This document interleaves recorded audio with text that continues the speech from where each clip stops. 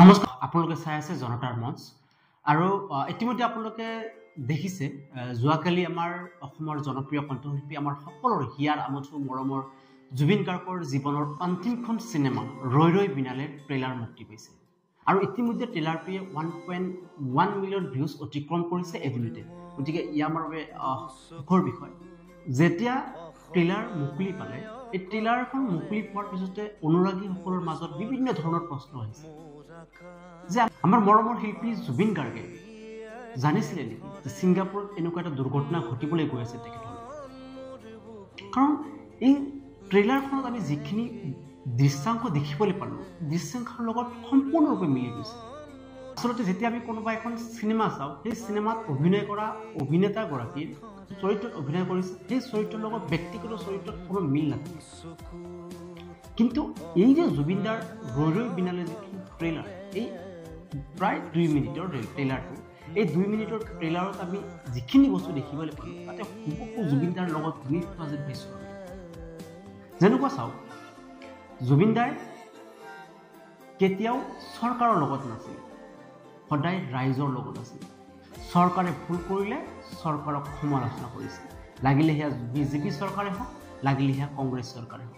আৰু এই ট্ৰেইলাৰখনত জুবিনদাই কি কৈছে, আই এম এন আৰ্টিষ্ট। আৰু আৰ্টিষ্টে কেতিয়াও ৰজাৰ লগত নাথাকে, আৰ্টিষ্টে সদায় ৰাইজৰ লগত থাকে। আমাৰ জুবিনদা ঠিক তেনেকুৱাই আছিলে।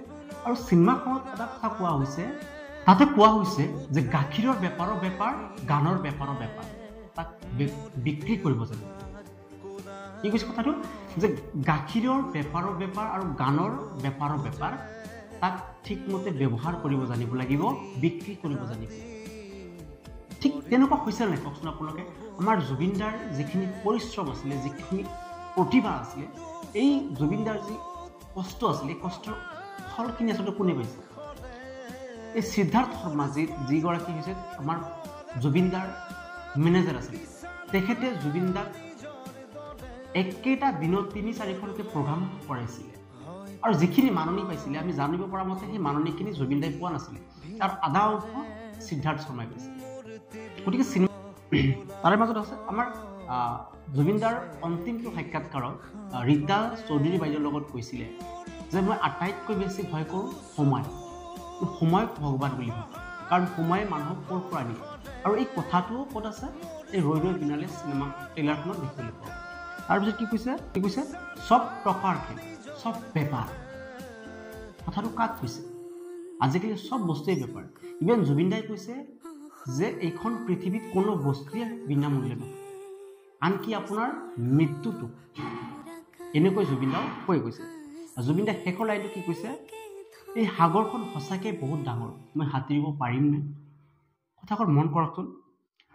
আৰু এই ট্ৰেইলাৰখনৰ একেবাৰে শেষত জুবিনদাই সাগৰৰ পাৰত পৰি থকা দেখা যায় আৰু কোনোবা এজনে তেখেতক কয় চাল্লা হাত থ্ৰ, তই কেতিয়াবা ৰৈ যাবিনে? এই যে কথাটো, বৰ্তমান যিসকল জুবিন অনুৰাগী আছে এই অনুৰাগীসকলক বৰ আৱেগিক কৰি তুলিছে। এই দৃশ্যসমূহ দেখি অনুৰাগীৰ চকুলো আহিছে। গতিকে ইয়াৰ পৰা এইটো আমি অনুভৱ কৰিব পাৰি, এই চিনেমাখনে অসম ইতিহাসৰ সৰ্ববৃহৎ আটাইতকৈ ছাকচেছফুল মুভি হ'ব। আৰু এই ৰৈ ৰৈ বিনালে মুভিখন বা চিনেমাখন যেতিয়া ছবিগৃহত মুকলি কৰা হ'ব, তেতিয়া এই ছবিখনে আমাৰ অসমীয়া চিনেমা জগতক গোটেই ভাৰতবৰ্ষত পৰিচিত কৰাব। এই চিনেমাখনে অসম ইতিহাসৰ আটাইতকৈ সফল চিনেমা হ'বলৈ গৈ আছে। গতিকে আমি সমূহ জুবিন প্ৰেমী অনুৰাগীক অনুৰোধ কৰিছোঁ, যদি কোনোবাই এতিয়ালৈকে সেই ট্ৰেইলাৰখন চোৱা নাই, আমি কমেণ্ট ছেকশ্যনত ট্ৰেইলাৰৰ লিংকটো দি দিম, আপোনালোকে তাৰ পৰা চাই ল'ব। আৰু যেতিয়া চিনেমাখন মুকলি হ'ব আপুনি সপৰিয়ালে গৈ চিনেমাখন উপভোগ কৰক, যাতে জুবিনদাৰ অন্তিমখন চিনেমাৰ জৰিয়তে আমি জুবিনদাক ট্ৰিবিউট দিব পাৰোঁ।